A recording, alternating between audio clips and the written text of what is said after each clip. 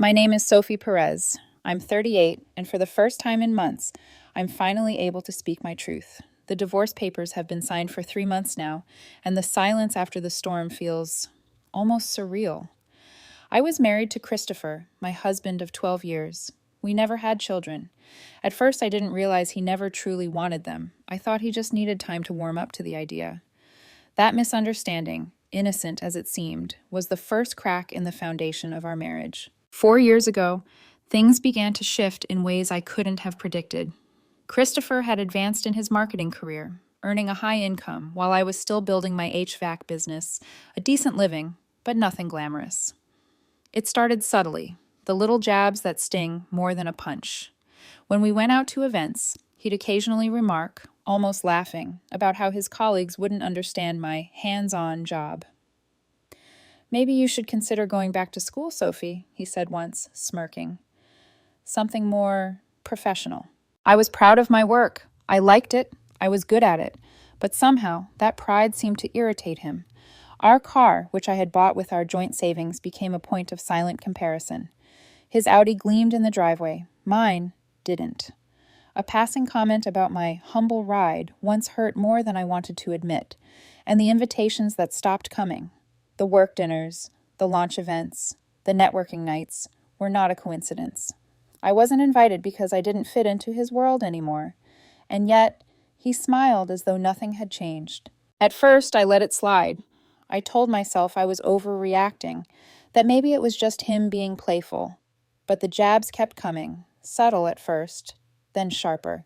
He began to joke about being the breadwinner, or made offhand remarks about my earnings versus his. Over time, I started noticing a pattern: money, control, and exclusion. I began keeping a notebook, just a simple one at first, jotting down dates and events that didn't sit right with me. Then I remembered that our state allows one-party consent for recordings. I bought a small digital recorder online, nothing fancy, just $40, and began keeping it in my pocket during the moments I knew I would need it. It wasn't paranoia, it was preparation. Christopher had this way of twisting reality, gaslighting me into thinking I was imagining things, that my memory was faulty. The recorder didn't lie. Over the next year, his behavior escalated. The house we bought together, our shared sanctuary, became a stage for subtle cruelty. He started moving money around, putting assets solely in his name. "It just makes more sense for taxes," he'd say, but the flicker of impatience when I asked to see the calculations told a different story. I began photographing every deposit, every bill paid, backing it up on 3 different cloud services. I remember the night it really hit me. 6 months before he filed, he came home from a business trip, laughing in that way that had once drawn me to him. Then, with a casual cruelty I'll never forget, he said, "You know, Sophie, if I wanted a divorce tomorrow, you'd be screwed. I know all the good lawyers. My income's double yours. The house is basically mine. You'd probably end up living in that tiny apartment you love so much." He was laughing, really laughing, as though the idea of my life crumbling amused him. I didn't say much, I just nodded. "We'll see," I replied. That simple phrase, delivered quietly, seemed to confuse him more than any argument ever could. From that point on, my recordings became meticulous. Late-night work dinners, hotel charges in our own city during his conference days, credit card statements showing unexplained expenses, all of it carefully documented. Every interaction, every financial move, every subtle humiliation was cataloged with a precision that surprised even me. The emotional toll was immense. I oscillated between disbelief and quiet fury. I loved this man once, truly loved him. But love alone couldn't shield me from the patterns of neglect, contempt, and manipulation that had slowly taken over our marriage. The very man I had trusted with my life was quietly eroding my sense of self. Yet amidst the rising storm, I felt a growing sense of empowerment. Documenting events, recording conversations, and backing up every receipt became my lifeline. It was no longer just about catching him. It was about protecting myself, preserving the truth of what was happening. I began to see clearly the gulf between the man I had married and the person he had become. Looking back now, I can see the subtle foreshadowing I ignored, the small, dismissive remarks, the unexplained absences, the laughter at my expense.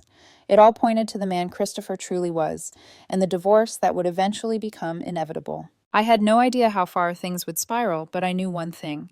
I wasn't going to let him rewrite reality. I wasn't going to be gaslit out of my own life. The quiet cataloging of evidence, the meticulous recording of truths, was my first step toward reclaiming control. And in those early months, I began to realize something else, a strange, simmering clarity. The woman who would survive this would not be the naive wife who laughed with him at parties or admired his success. She would be someone sharper, more resilient, and far less willing to be humiliated. The story of the next few years would be brutal, but for now, I had begun my journey quietly, armed with pens, papers, and a little recorder. A story only I could tell, because no one else knew the truth yet. By the time I hit the 4-year mark in our marriage, the small jabs had become an almost constant background noise, like a dripping faucet I couldn't turn off. Christopher's success in marketing only magnified the distance between us. He would casually brag about clients and commissions, name-drop colleagues, and talk about fancy lunches he'd had, and I wouldn't be invited. It wasn't just exclusion. It was subtle, intentional humiliation. One evening, he returned from a work event, smiling like nothing had happened, and said, "You know, Sophie, you really don't understand how the top tier works. It's different. You wouldn't fit in." I felt my cheeks burn, not with shame, but with anger. For years, I'd brushed off these comments, convinced I was being overly sensitive. But patterns are hard to ignore. Patterns reveal themselves slowly, deliberately. And that's when I realized just how much Christopher had underestimated me. By then, I had my little arsenal ready. Notebook notes, receipts, and recordings. Every time he slipped, said something condescending, or attempted to gaslight me, I had proof. I kept track of every late-night dinner he claimed was networking, every unexplained hotel charge, every transfer of money into accounts I wasn't allowed to see. It was meticulous work, exhausting, but essential. Then came the casual threats. One Friday night, after a girls' night that was really a networking dinner with one of his colleagues, well, more than a colleague, he came home and smirked. "You know, Sophie, if I wanted to divorce you tomorrow, you'd be in trouble. You wouldn't survive. I'd take everything. The house, the accounts, probably even your car. You're too nice, too naive." He laughed, genuinely amused. I didn't. I just smiled faintly, letting him think he had intimidated me. Inside, I was already calculating, planning. That laugh was the last spark of pretense I would allow him. As the months passed, I noticed more. The pattern wasn't just emotional, it was financial. He was quietly rerouting funds, moving investments into his name alone, and acting as though I shouldn't question it. When I did, his anger would flare. "Why don't you trust me?" he'd demand, voice sharp. And then, when I pressed further, he'd sigh, roll his eyes, and call me paranoid. But I wasn't. Every transaction, every unexplained dinner, every conference trip that ran late, all of it went into my growing dossier. I became almost obsessive, but there was method to my madness. For the first time, I realized that the only way to survive this marriage unscathed was to document everything. And it wasn't only the financial or professional sneers. There was a pattern in the way he treated me socially, too. At parties, he'd introduce me almost apologetically. "This is my wife, Sophie. She works in HVAC." The subtle tone implied inferiority, and it stung.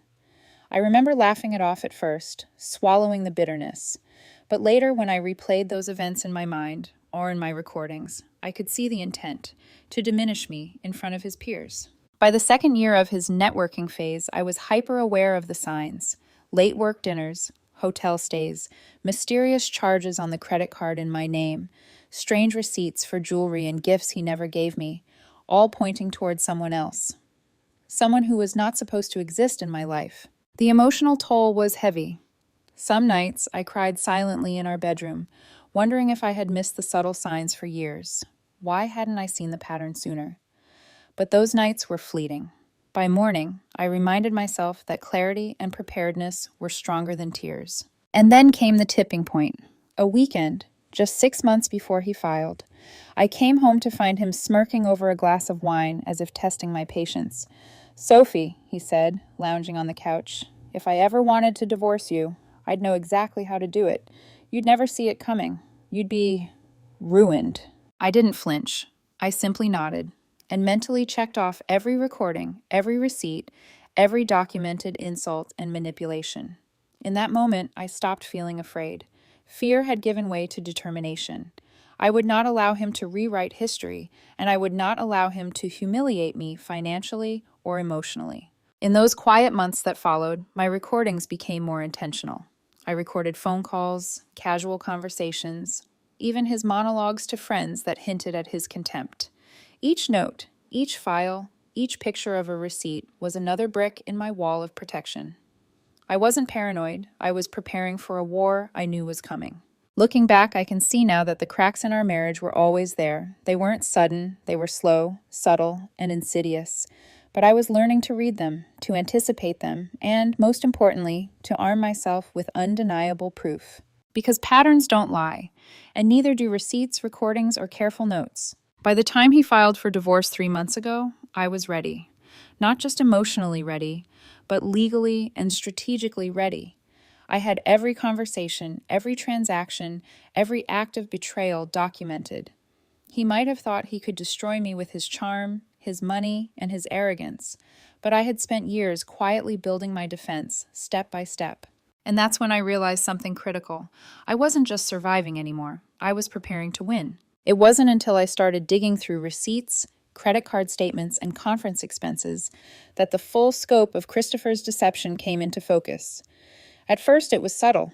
Dinners I wasn't invited to, hotel stays during work trips that were just a few blocks from home, charges for gifts I never received.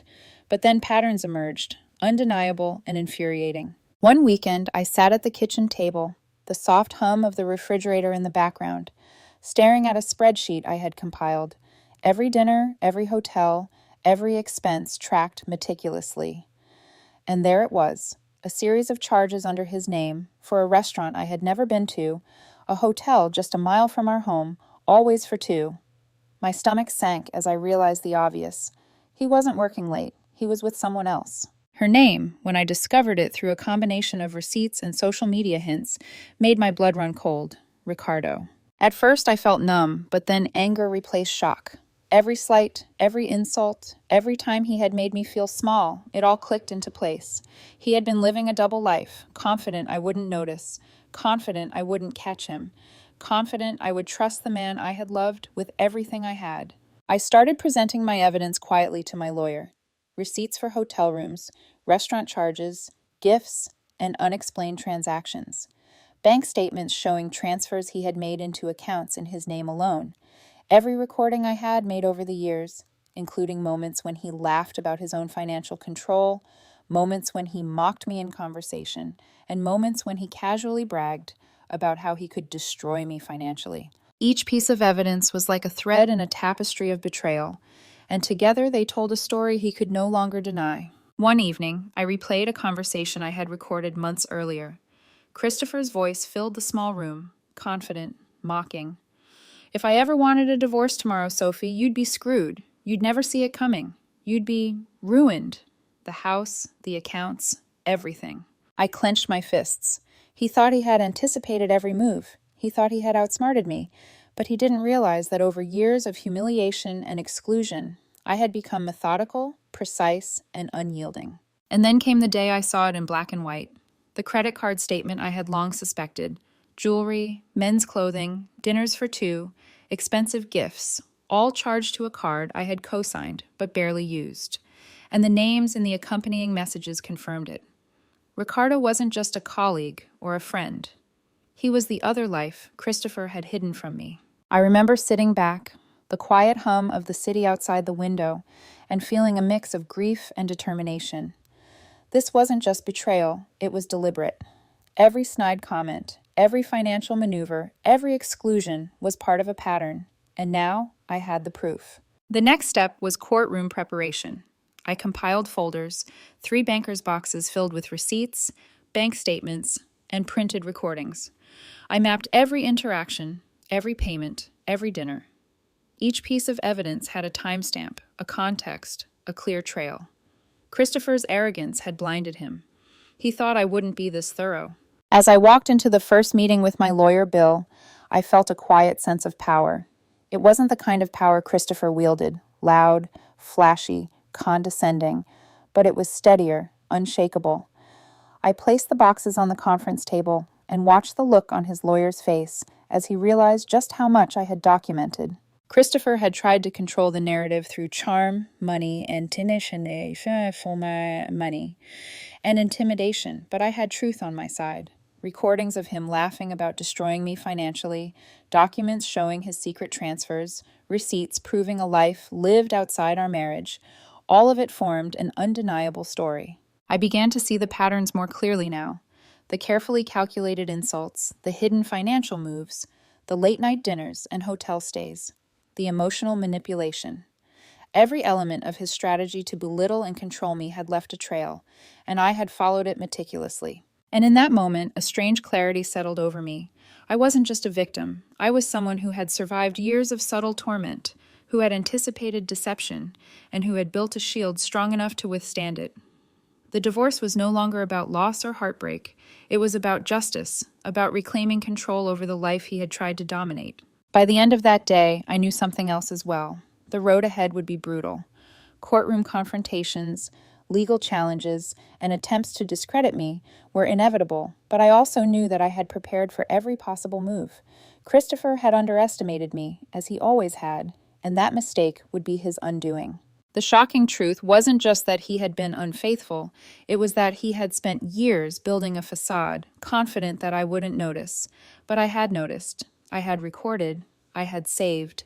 I had documented. And now it was all ready. For the first time in months, I felt a sense of calm amidst the chaos. The story of betrayal, exclusion, and manipulation was complete, and I held all the pieces. The first day of the courtroom proceedings felt surreal, almost like stepping onto a stage I had rehearsed for years. Christopher's lawyer, Denise, a fierce, aggressive type, entered as though she owned the room.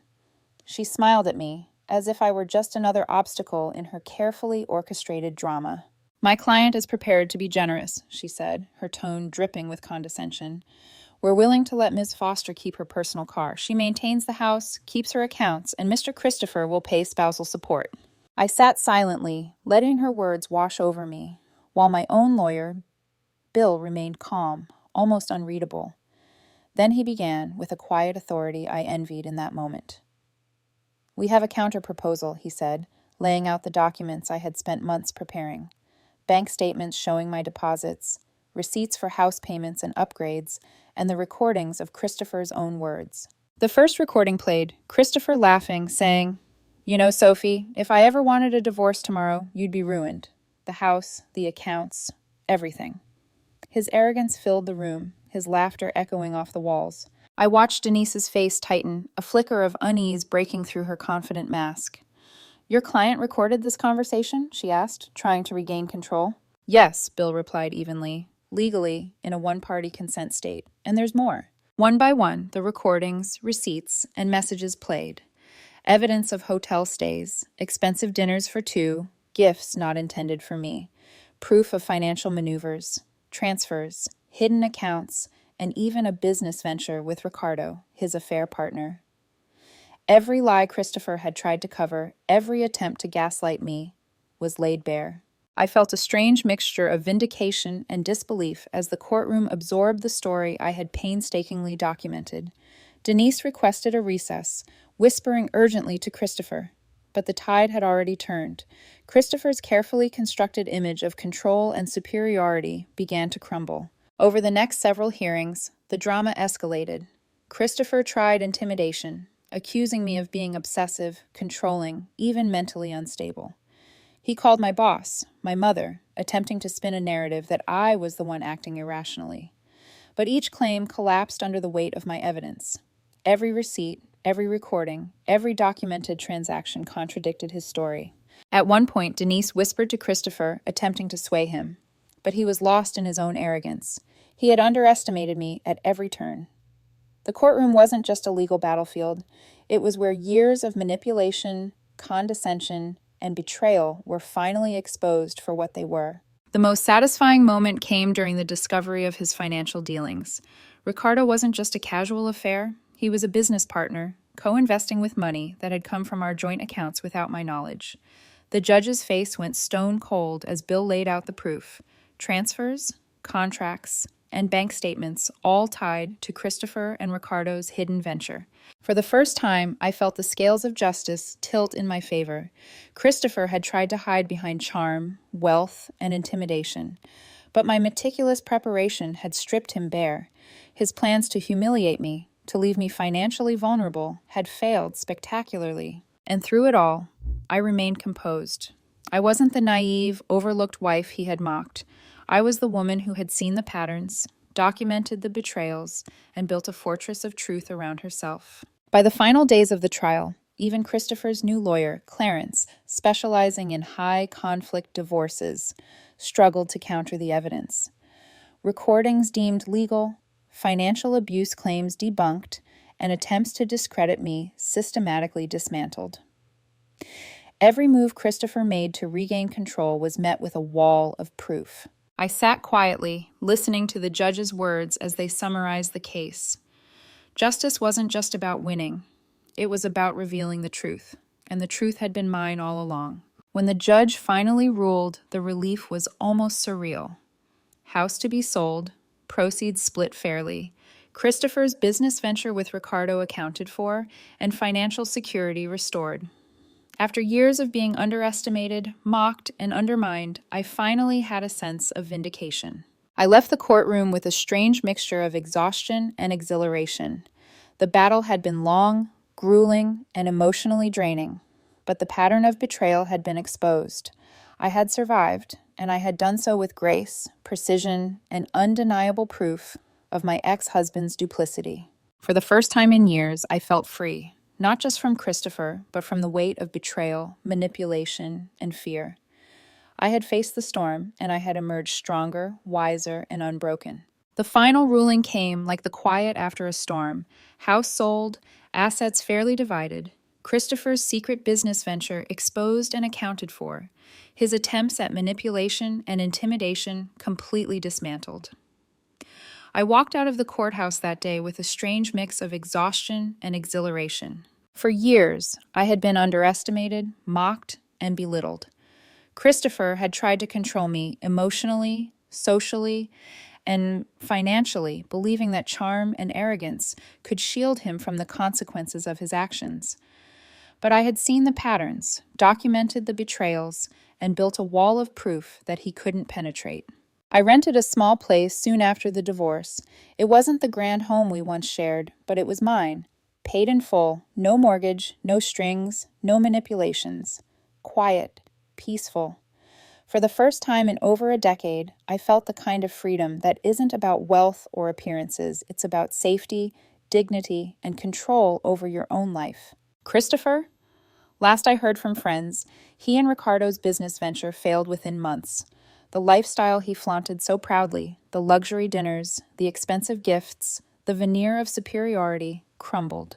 He had overplayed his hand, and the consequences had caught up with him. The recordings I had kept, the evidence of laughter at my expense, financial manipulations, secret dinners, and hotel stays, became more than just legal tools. They were reminders of my resilience, of my ability to see truth clearly and prepare for it. I laminated one receipt, the one showing the $3,000 watch for Ricardo, and hung it in my garage. Not out of spite, but as a symbol. Keeping records isn't paranoia, it's survival. I spent nights reflecting on the marriage, the betrayal, and the lessons learned. When someone shows you who they are, believe them. When they threaten to destroy you, prepare. And when they laugh about taking everything, start recording. Receipts and recordings don't lie. I realized that I had loved once, deeply.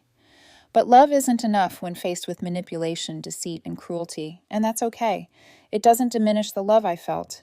It simply clarifies that love must coexist with respect and honesty. Now, in my new home, surrounded by peace and quiet, I finally felt a sense of completion. The storm had passed. I had survived. I had fought, documented, and faced the betrayal head-on.